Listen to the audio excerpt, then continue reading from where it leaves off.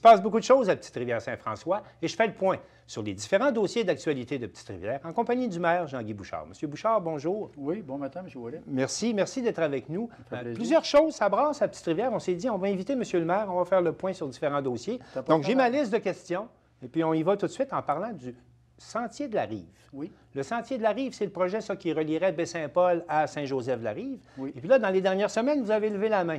Vous avez dit, hey, Petite-Rivière aimerait ça en faire partie aussi. Parlez-moi de ça un peu. Exactement. Il faut dire que le projet de la Rive avait été quand même commencé depuis un certain temps par le groupe du secteur comme tel. Oui. Puis nous, on avait quand même une continuité à faire là, pour se rendre au secteur de lien avec Baie-Saint-Paul. Mais naturellement, le fait qu'ils sont dans l'étude, on voulait faire partie prenante parce que dans la première mouture du projet, puis là, on recule dans plusieurs années, à laquelle Petite-Rivière-Baie-Saint-Paul était dans le projet. Donc, il y a déjà eu une idée de projet comme ça. Il y a du préliminaire de fait, puis on veut finalement faire continuer pour connaître la faisabilité de ce projet-là. Est-ce que vous avez rencontré les promoteurs? Non, pas actuellement, parce que les promoteurs, c'est un comité comme tel qui, Oui. bon, c'est sûr qu'on veut être intéressé d'en faire partie pour faire le suivi de l'avancement du projet, mais eux, ils essaient d'ailleurs dans une étape plus avancée que nous, là.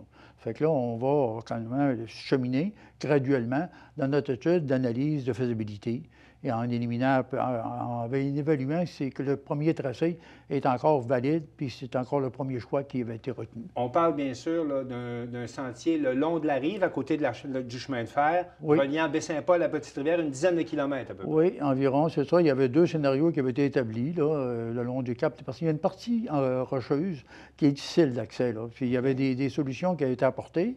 Il y avait des solutions en porte-à-faux le long du côté du fleuve, la voie ferrée. Puis il y avait des solutions ici avec des structures de tuyaux immenses accrochées après le cap qui permettaient de protéger l'environnement. Donc, on est trop escarpé. Il faudra trouver des solutions là-dessus, puis voir aujourd'hui si c'est possible d'analyser. Puis nous autres, il y a tout le secteur à partir de la chute de Vieille-Rivière à aller venir collecter avec le village. Il y a quand même une bande le long de la voie ferrée qui est de 45 pieds qui devient intéressante à compléter. Qui compléterait votre piste cyclable qui va du massif maintenant jusqu'à l'église, jusqu'au quai. Là, vous voulez compléter à l'est. Là. Exactement. Maintenant, on est arrivé au Club Med. Tout le secteur vers l'ouest est complété. Oui. Ça va se terminer d'ici l'automne. Et l'autre partie, vers l'est, mais là, on va y attaquer avec des sections d'1 kilomètre ou demi-kilomètre d'année en année qui vont nous permettre de se rendre jusqu'à la Vieille-Rivière, qui est la partie la plus problématique pour se rendre à Baie-Saint-Paul, mais ça fait partie de l'étude complète du projet de Sentier de la Rive. Donc, un dossier à suivre, un premier dossier à suivre. Projet intéressant. On parlait du Club Med et du massif. Est-ce que les permis de construction ont été donnés pour le fameux gros bâtiment de condominium qu'on veut construire au pied de la montagne? Est-ce que les permis ont été donnés? Oui, les permis de condo-hôtel ont été permis, c'est conforme, oui, voilà. Sauf qu'évidemment, toute la nature dans l'immobilier est plus difficile un peu de ces moments-là avec les taux d'intérêt et ainsi de suite. Fait qu'on a demandé finalement peut-être juste commencer l'année prochaine. Fait qu'on retarde d'1 an. Mais pour nous autres, l'étape du dossier a été franchie avec l'acceptation des permis. Et ça va continuer. Est-ce que l'acceptation des permis devait également permettre de juger la capacité de la municipalité, de l'usine de la municipalité, de traiter les eaux usées et puis de fournir de l'eau potable? Est-ce que ça, c'est confirmé aussi? Les volumes le permettent déjà, là, sauf qu'évidemment, il faudra se pencher dans l'avenir. Qu'est-ce qu'il faudra faire pour la continuité des projets d'expansion à la base du massif en termes d'eau usée? Il y a déjà des analyses préliminaires qui sont faites sur déjà, techniquement, utiliser déjà les sites de traitement avec de la nouvelle technologie qui pourrait permettre d'augmenter les volumes. Oui, voilà. Puis il reste encore de l'espace pour les sites de traitement pour pouvoir s'étirer plus vers l'ouest. Mais ça, en ce qui concerne la municipalité, il n'y aura pas de construction. En tout cas, c'est clair que ce n'est pas cette année que le massif va se mettre en chantier. Pour les condos hôtels, c'est remis l'an prochain. Au bas de la montagne, c'est remis l'an prochain. Oui.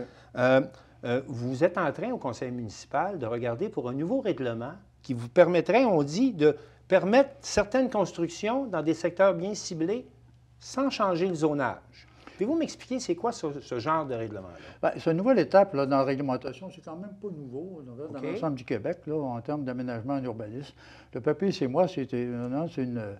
c'est un lien dans la réglementation qui nous permet plutôt de modifier le zonage dans son entièreté, d'avoir un promoteur qui dépose un projet dans un secteur particulier, de pouvoir finalement l'encadrer plus précisément.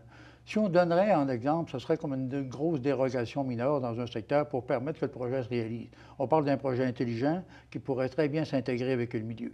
On pense par exemple à votre projet de coopérative d'habitation qui va s'installer à côté de l'église ou à proximité, mais qui n'est pas conforme au zonage, peut-être? Non, on pensait à quelque chose comme ça? Non, l'accès à l'église, c'est déjà permis dans ce secteur-là, mais je veux dire, le secteur du quai, au cœur du village, dans des zones sur lesquelles on veut donner des particularités, bien, le papier chez moi peut permettre ça. C'est tout nouveau pour nous, à Petite-Rivière, mais c'est quand même des permettez-moi, M. le maire, normalement, un règlement de zonage, c'est justement pour uniformiser un territoire. Si on commence à avoir des exceptions à tout bout de champ, on va construire une tour à bureau à Petite-Rivière. J'image, je fais des images. Oui, je comprends, mais écoutez, c'est des particularités qu'on ajuste au règlement. Pour nous autres, on trouve ça important parce que ça nous oblige de, finalement, diminuer le processus de toute modification d'un secteur complet à laquelle on ne voudrait pas avoir l'ensemble des projets dans l'ensemble du secteur. On veut le voir à un endroit précis où le promoteur, comme tel, avait besoin d'ajuster de façon plus pointue son secteur de projet. Fait qu'avec le papier chez moi, on l'ajuste uniquement à lui en fonction du projet qui est déjà amorcé, qui donne un plus-value finalement au projet, puis qui permet à un moment donné à notre village aussi d'avoir un avantage à ce niveau-là. J'aimerais également vous parler de l'Église. On sait que cette année, l'Église, il y a eu des dommages qui ont été causés, des fuites qui ont été causées par l'eau, tout ça. Vous avez dû fermer la garderie, entre autres. Et là, vous avez un bâtiment qui est vieillissant, en plein cœur de la municipalité. Comment vous allez traiter ça, le dossier de l'Église? Qu'est-ce qu'on peut voir pour la suite là, dans l'Église? Vous allez d'abord assumer la réfection des dégâts qu'il y a eu? Oui, de toute façon, c'est quand même des dégâts. Il y avait une fuite d'huile. Après ça, c'est quand même un bâtiment qui est centenaire. Hein? Oui. Il faut comprendre aussi que les infrastructures aussi sont tout souvent demandent de l'entretien, mais ainsi de suite. C'est ce qu'on fait naturellement. Mais avant d'aller plus loin dans l'avenir de l'Église, on veut consulter aussi les gens sur l'avenir de notre Église. Nous autres, on veut qu'elle serve plus souvent. Fait qu'il y a tout le volet culturel qu'on veut peut-être dans l'avenir accéder à ça, tout en gardant l'accès religieux qui fait Présentement, partie... M. le maire, l'Église appartient au diocèse encore. Oui, bien actuellement, là, c'est vraiment la municipalité qui va en prendre possession. Il reste à une année. Lequel, mais on va en prendre possession d'ici à la fin de l'année. La municipalité en est propriétaire déjà, indirectement, depuis déjà 2-3 ans. Là. Alors, vous payez les frais. On paye les frais, on paye le chauffage, on paye l'entretien minimum. Mais quand on va arriver dans l'avenir de l'Église, là, ce qu'on dit aux citoyens, c'est qu'on va faire une grande consultation. On va voir qu'est-ce qu'on peut agraffer à partir de tout le volet religieux, qu'est-ce qu'on peut aménager pour permettre à un moment donné un site d'exposition tout l'été, puis permettre que l'Église serve là, dans l'avenir futur de façon plus ordonnée. Là. Il y a un autre site également dans la municipalité qui a aussi d'importance patrimoniale, c'est la maison Gabriel-Leroy. Oui. Ça, de ce côté-là, ça va bouger. Vous avez pris des décisions, vous allez de l'avant. Parlez-moi de ça. Enfin, le projet va se compléter. C'est un projet, moi, quand je suis arrivé, c'est un projet qui était déjà à l'étude, qui avait été déposé sur un comité d'analyse au ministère du Tourisme. C'est un projet qui n'avait pas été retenu pour des causes, des problèmes de financement. Le financement est insuffisant pour l'ensemble des projets qui avaient été déposés au niveau de la demande. Maintenant, on leur attache ça avec des partenaires qui sont avec nous et on va de l'avant. D'ici l'automne, il va y avoir des actions qui vont être posées, puis c'est principalement plus pour le printemps prochain, complètement développer le volet Gabriel-Leroy. À temps pour les fêtes du 350e? Oui. On veut que ça soit prêt pour les fêtes du 350e. Naturellement, ça fait partie prenante d'un site intéressant. Puis il y a tous les aménagements de stationnement, de sentiers piétonniers et toute la valeur finalement muséale qui va être mise à l'intérieur des archives, des artefacts qui appartenaient aussi à Gabriel-Leroy. C'est un beau concept de projet, autour de 511 000. Et qui va se réaliser dans la prochaine année. Oui, c'est ça. Là, le financement est compté. Là, on ne peut pas nécessairement aller plus loin parce qu'il y a des partenaires là-dessus, puis on fera connaître les partenaires financiers parce que c'est grâce à tout ce monde-là. Il y a des demandes actuellement. La MRC a déjà fait de sa part aussi, justement, cette semaine, dans le cas du fonds éolien, à laquelle la contribution a été apportée. Fait que là, maintenant, on est prêt à aller de l'avant vers ce projet-là, l'appel d'offres, ainsi de suite. Là. M. Marc Bertrand, qui est chargé de projet, qui était un peu celui qui faisait le suivi au tout début dans ce projet. Est encore au dossier. Oui, c'est ça. Est-ce que ce projet-là va se réaliser dans la prochaine année? Oui. Est-ce que c'est la même chose pour la coopérative d'habitation pour laquelle vous êtes allé en appel d'offres? Bien, là, on est parti en appel d'offres. On dira ça le 19 concernant la soumission.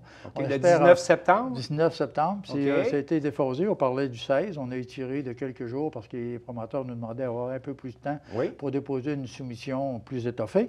Et bien, on se croise les doigts d'avoir une soumission acceptable. Et des travaux cette année? Bien, écoutez, on souhaite, là, mais ça va dépendre de la soumission parce qu'il y a toujours un danger qui nous guette dans des dépassements de coûts par rapport au budget ciblé.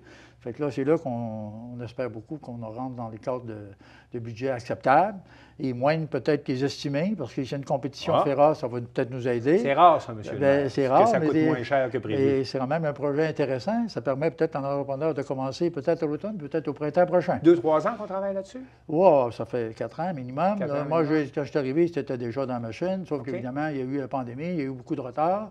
Mais depuis 2 ans, là, on a travaillé fort pour pouvoir activer. Puis, c'est des projets complexes avec la Société d'habitation de Québec qui ont des normes très précises. Puis, on n'est pas tout seul là-dedans. On est un grand partenaire que le gouvernement, le ministère de l'Habitation. Fait qu'il faut travailler dans les normes qui sont précisées.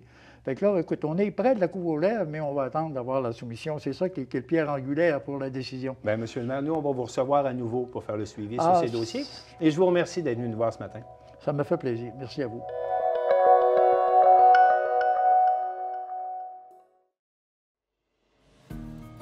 La rentrée des classes bat son plein au Québec en ce début du mois de septembre. La saison touristique est toutefois loin d'être terminée en Charlevoix. Plusieurs entreprises de la région se retrouvent confrontées à une pénurie de main-d'œuvre alors que bon nombre d'étudiants retournent sur les bancs d'école. TVCO a rencontré 2 commerçantes de Baie-Saint-Paul afin d'en apprendre davantage. L'été, on est dans le fond, puis je parle pas juste pour les bonlieuses, en fait, je parle pour toute l'industrie touristique de Charlevoix. Là. La saison, elle arrive d'un coup, fait qu'il se passe rien. Mettons qu'on va se partir en avril, mai, c'est la mort, juin, puis là, la Saint-Jean arrive, puis tout d'un coup, tout le monde en même temps débarque dans Charlevoix, et ça y va ici, en tout cas, je sais pas si c'est parce que je suis sur la 138, mais ça y va au moins jusqu'à l'Action de grâce. Fait qu'on est... full spin, production maximale de ce que nos équipements sont capables de faire. Puis après ça, bien, c'est sûr que là, ça retombe un petit peu tranquille. Puis là, bien entendu, les fêtes arrivent, ce qui est à peu près le pareil pour tous les commerces au Québec quand Noël est là. Le ski, on est chanceux, on a le ski, mais l'été représente un pourcentage, j'aurais de la misère à le dire, mais probablement 70 % de notre année financière.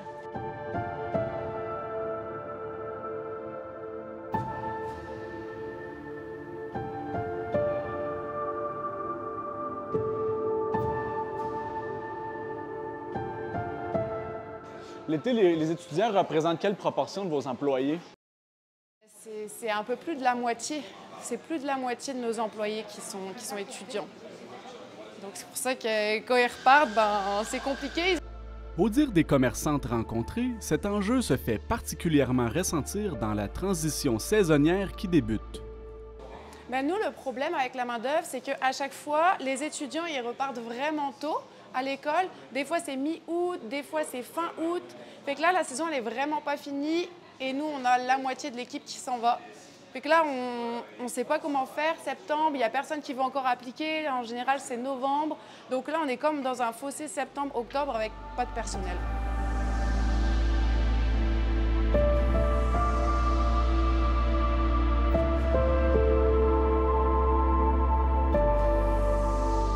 Là, ce qui est le fun au début de l'été, c'est que l'école finit, plus ou moins.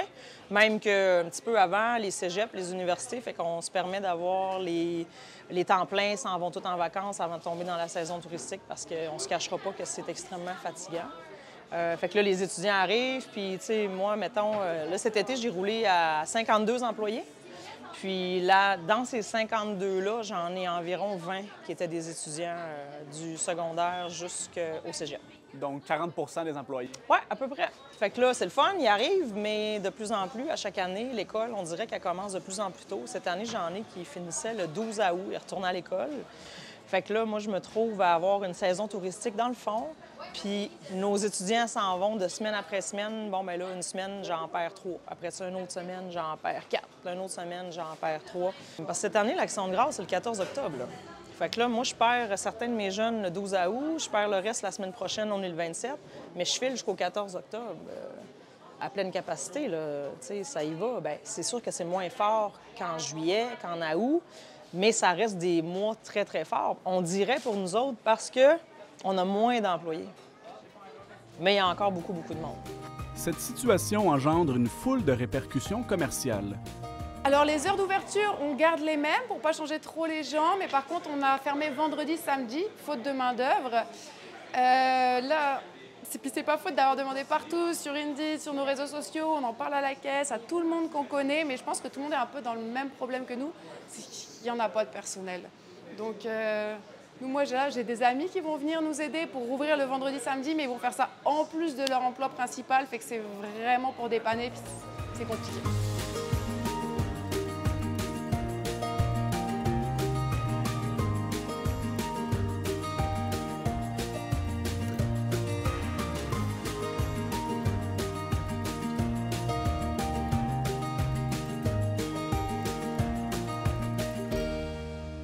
La semaine prochaine, je tombe à personnel extrêmement réduit. Fait que, au lieu d'être, mettons, là, je vous mets en contexte de mon commerce à moi, 8 au service client, 4 boulangers, 2 plongeurs, 4 cuisiniers. Bon, bien, on tombe à 2 cuisiniers, 4 au service client, 2 boulangers.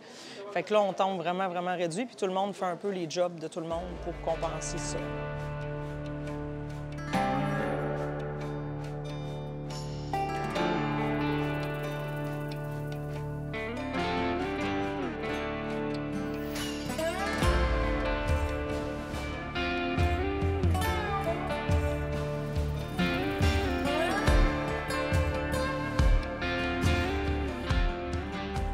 Je sais qu'on vit beaucoup avec ce qu'on gagne l'été.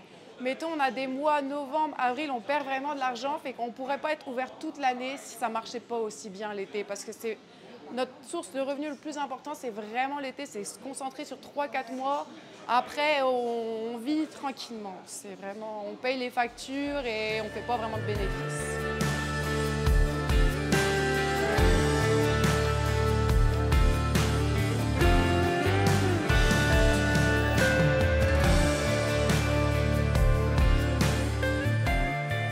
Oui, j'ai fait affaire avec des compagnies de recrutement cette année pour recruter des gens. J'ai recruté à l'international énormément, mais là, j'ai eu une surprise le mois passé qui est un pourcentage maximal de travailleurs étrangers temporaires qu'on peut avoir dans une compagnie. Je suis rendue là. Fait que j'ai engagé autant de travailleurs étrangers temporaires que je pouvais. J'ai full étudiant, je suis plein de temps plein, j'en ai genre 17, mais il me manque encore du monde. Fait que des stratégies, c'est laquelle? Bon, ben moi, ma stratégie, c'est que au lieu de fermer à 6 heures, je vais commencer à fermer à 4 heures. Puis j'ai recommencé à fermer les lundis. Fait que, tu sais, c'est des petits trucs comme ça que moi je fais. Bien, je coupe sur mes heures d'ouverture, donc automatiquement, je coupe un peu la clientèle locale et ou les gens qui passent, parce qu'avant, j'étais ouvert jusqu'à 6, puis là, je suis ouvert jusqu'à 4. Tu sais, mais les gens comprennent, on leur dit, mais il y en a.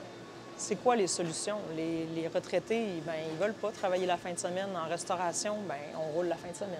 Fait que je suis ouverte à toute solution. Là. C'est quelqu'un qui peut m'amener des solutions pour me donner du staff présentement. Moi, je dis oui, là, full ouverte.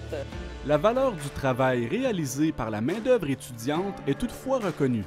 Je me trouve extrêmement privilégiée aux Bonlieuses. Là, je veux dire, sur 100 de mes employés, je suis satisfaite à 100 Puis mes étudiants, ben on doit bien faire ça parce qu'il y en a que ça fait 4 et 5 étés qui sont avec nous autres, t'sais.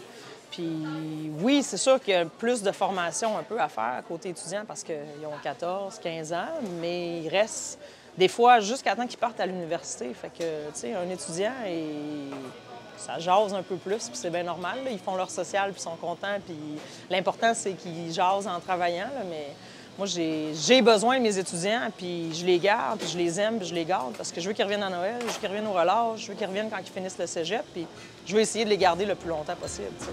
Plusieurs étudiants continuent cependant de travailler après le retour en classe. On continue à travailler les fins de semaine, une journée. OK. On a le choix 2 jours par deux journées, une fin de semaine sur 2 ou une fin de semaine, une journée par fin de semaine. Malgré ce manque de personnel récurrent, les commerces de la région souhaitent rappeler qu'ils s'efforcent de servir la clientèle du mieux qu'ils le peuvent.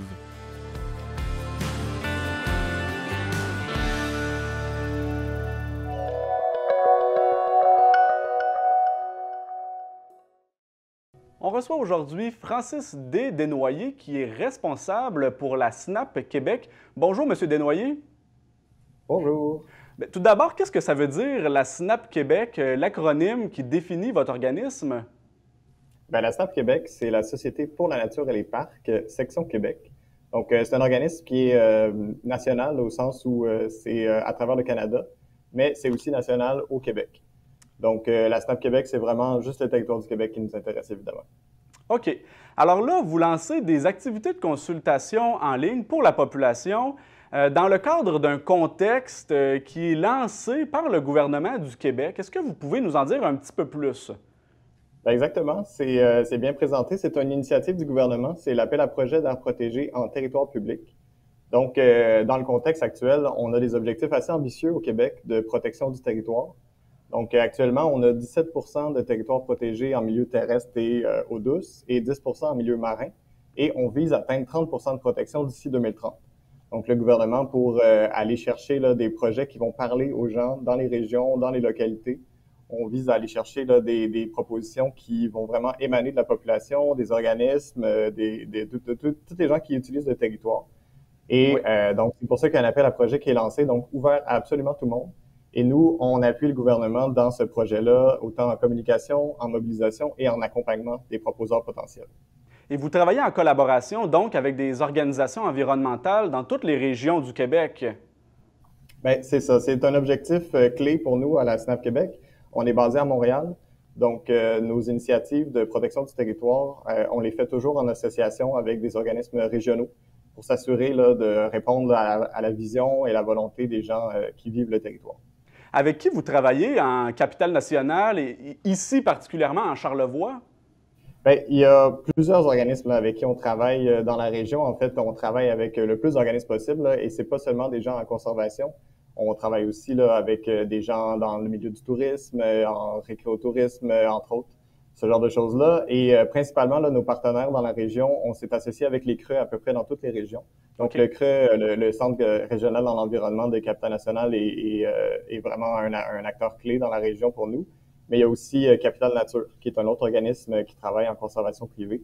Donc ça, c'est deux acteurs avec qui on travaille de façon rapprochée, mais il y en a beaucoup d'autres avec qui on travaille.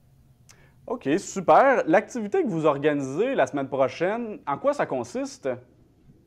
Bien, c'est une bonne question. L'activité, le webinaire qui va se donner lundi le 16 septembre, là, donc, c'est une activité d'idéation. Donc, l'objectif, c'est d'avoir une opportunité d'ensemble autant apprendre un peu plus sur l'appel à projet, c'est quoi, en quoi ça consiste, pourquoi on fait ça, et aussi comment participer.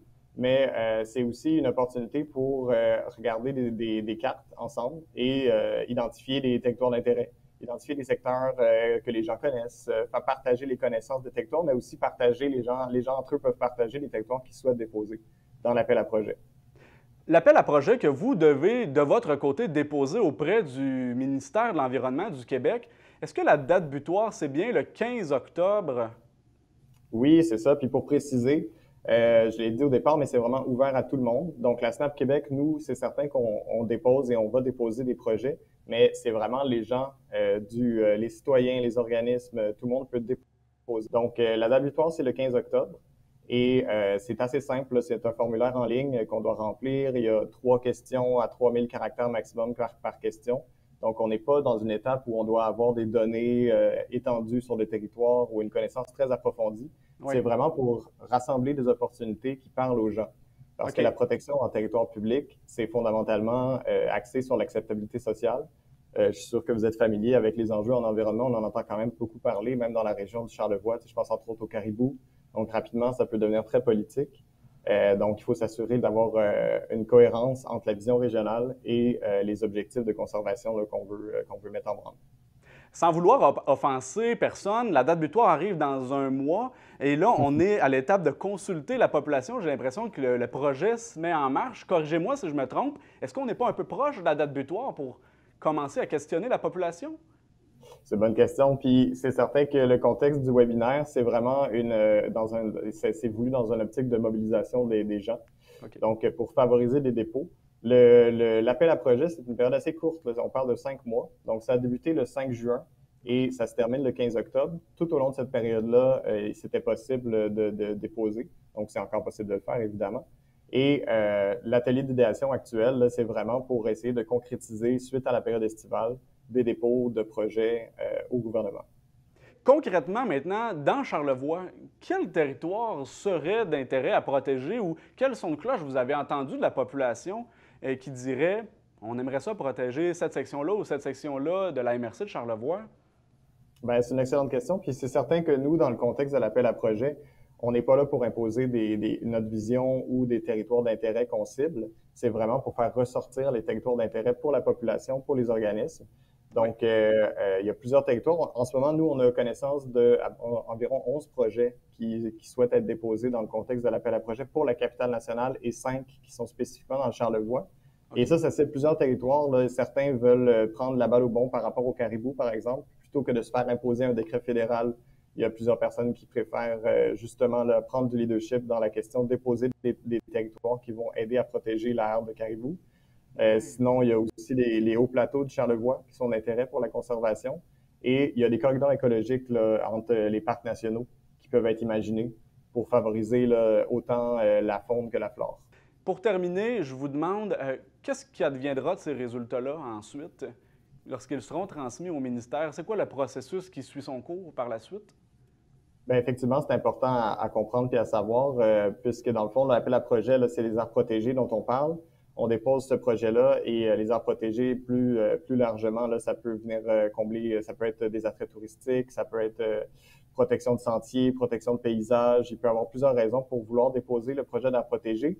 Et par la suite, bon, une fois que c'est déposé au gouvernement, il y a tout un processus qui se met en branle de leur côté qui nous amène jusqu'en 2027. Donc, en 2025, déjà, il y a des concertations régionales qui sont prévues. Donc, une fois que le projet est déposé, ça ne veut pas dire qu'il va nécessairement être protégé, évidemment. Donc, il y a toute une série là, ensuite d'étapes qu'on doit passer. Comme je vous disais, le projet actuellement n'a pas besoin d'être beaucoup documenté. Mais une fois qu'on dépose au gouvernement, le gouvernement va venir bonifier cette documentation-là. Ensuite, on a les concertations régionales. On passe ensuite à une autre phase de concertation qui va se faire au sein du gouvernement pour une protection là, qui serait mise en place à partir de 2027. On comprend donc que c'est le début du processus. Je vous remercie beaucoup, M. Desnoyers, d'avoir été avec nous aujourd'hui et d'avoir accepté notre invitation. Bien, ça m'a fait grand plaisir. Merci pour l'opportunité. Merci.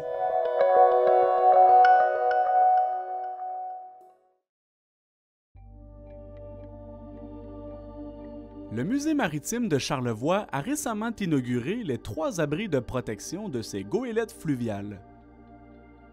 La réalisation du projet a nécessité plusieurs années de travaux et des sommes financières d'envergure. C'est un projet colossal là, qui a avoisiné les 9 millions. Heureusement, c'est un projet qui est un succès financier aussi. On a dépensé moins que prévu, on n'a pas utilisé la contingence.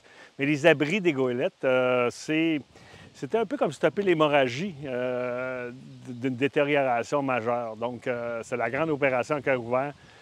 Et c'est un projet très innovant, une grande structure pour des bateaux extérieurs comme ça, protégés. J'en connais pas d'autres dans le monde avec ce genre de type d'abri.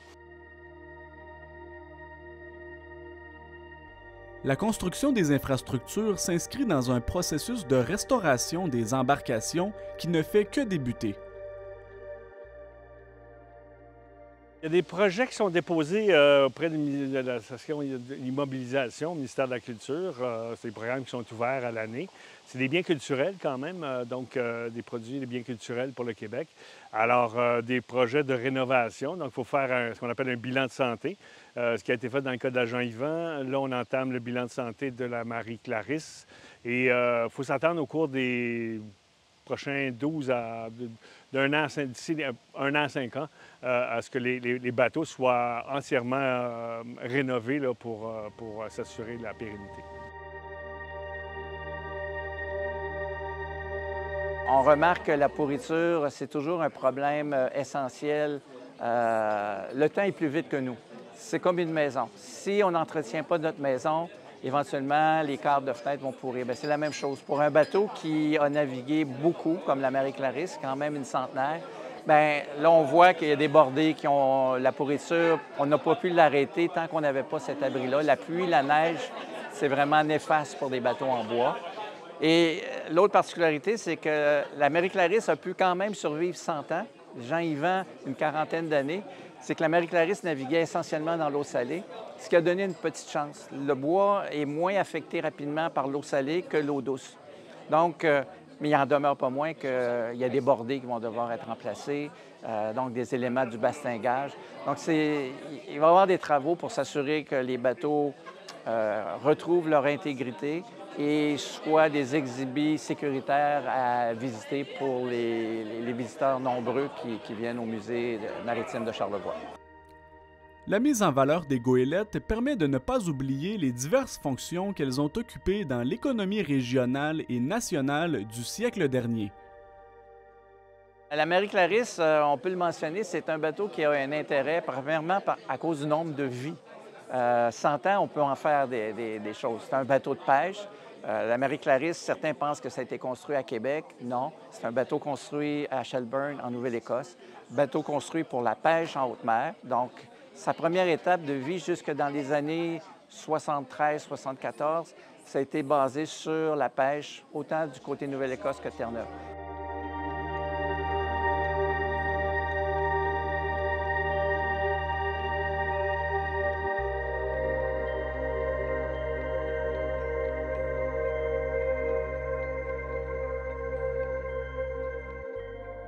Après coup, il y a des gens de Québec qui l'ont acheté et qui l'ont transformé en bateau-école, deuxième vocation. Malheureusement, bateau-école doit respecter des règlements accrus parce que les passagers ne sont pas des membres d'équipage, ne connaissent pas nécessairement les mystères de la navigation. Et le bateau a été comme abandonné jusqu'à ce qu'il fasse naufrage durant l'hiver 77. On devait le détruire par explosif parce qu'il nuisait aux activités commerciales du port de Québec.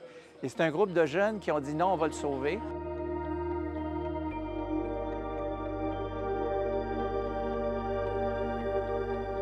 Parmi eux, donc, un ancien gradué du Collège de la Garde-Côtière qui se disait ce bateau-là serait parfait pour devenir un bateau-école.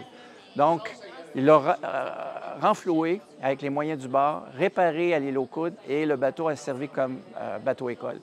Il a servi pour beaucoup d'autres occasions, des croisières, des excursions pour la baleine. Mais quand le musée maritime de Charlevoix en a hérité à nouveau, on est revenu à ce rôle d'éducation, ce rôle qui faisait en sorte qu'on invitait des jeunes adolescents à venir apprendre c'était quoi le monde de la mer.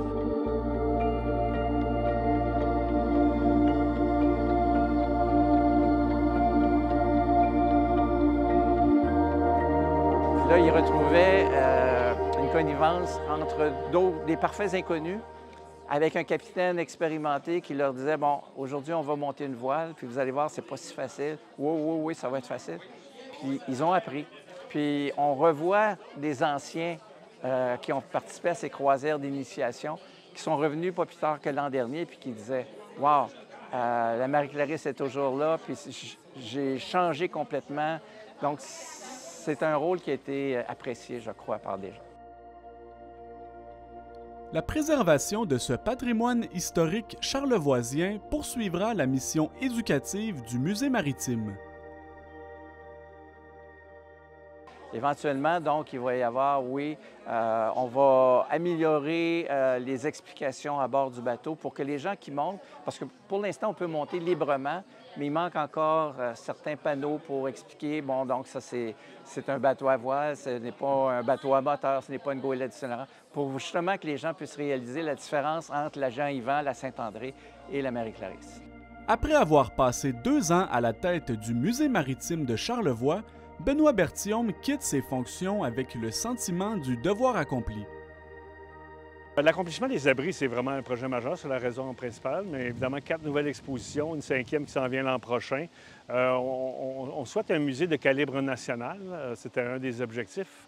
Pour moi, la destination était claire, c'est d'amener le musée à un calibre national, donc d'un musée de calibre national. Je pense qu'on y est arrivé, donc avec les nouvelles expositions, la nouvelle boutique, la nouvelle image de marque.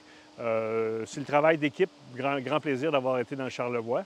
Je suis entrepreneur en série, donc j'ai d'autres projets qui m'attendent, mais je pense que une grande satisfaction d'avoir travaillé avec cette belle équipe. Le Musée maritime de Charlevoix sera ouvert jusqu'au 14 octobre 2024 pour la saison touristique en cours.